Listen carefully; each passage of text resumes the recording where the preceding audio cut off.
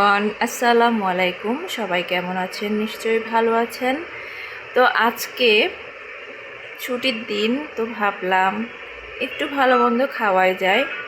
তো এখানে আমি আজকে বিরিয়ানি রান্না করব। এখানে আমি চালটা ধুয়ে রেখেছি, আর এইখানে পাটায় মশলা বেটে নিয়েছি। মুরগির মাংস রান্না করব। আর এখানে মুরগি কেটে ধুয়ে আমি রেখে দিয়েছি। আর এখানে আছে পেঁয়াজ। আর আমি রাইস কুকারে আজকে বিরিয়ানিটা রান্না করব। তো এইখানে আমি এই যে মুরগির 4 পিস করে নিয়েছি, লেগ পিস আর বুকের যে মাংসটা সেটা 4 পিস নিয়ে নিয়েছি। এইটা দিয়ে আজকে আমি বিরিয়ানি রান্না করব। তো এখানে আমি বিরিয়ানির মশলার সঙ্গে এখানে মাংসটা ভালো মতো সিদ্ধ করে নিচ্ছি, রান্না করে নিচ্ছি আর কি। আমি আগে মুরগির পিসগুলো ভেজে নিয়েছি হালকা, তারপরে এখন আমি এটা রান্না করে নিচ্ছি।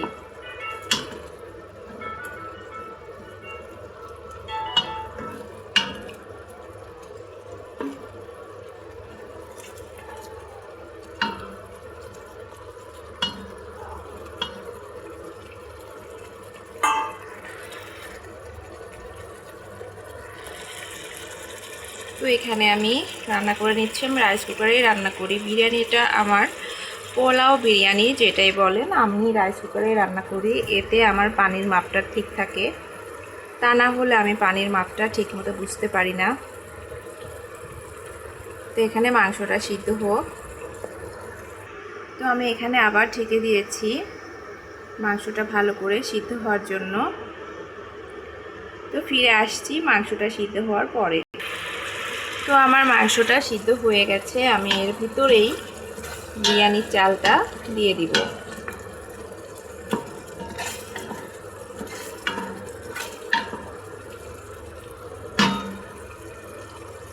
তো আমি চালটা দিয়ে দিয়েছি। এখন আমি সুন্দর করে মশলার সঙ্গে এটা ভালো করে ভেজে নিব।